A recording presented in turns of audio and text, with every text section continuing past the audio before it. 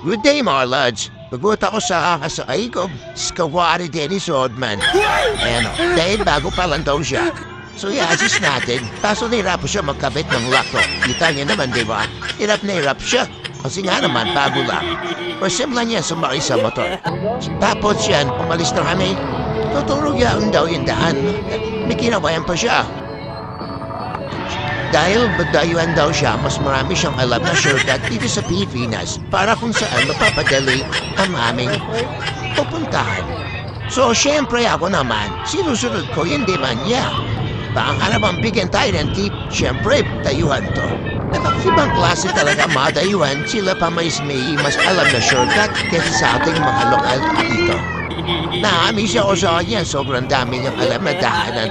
Ay, mahalooban dito, alam niya. Siguro dati tong snack yun. Yun lang. Salamat. Good day.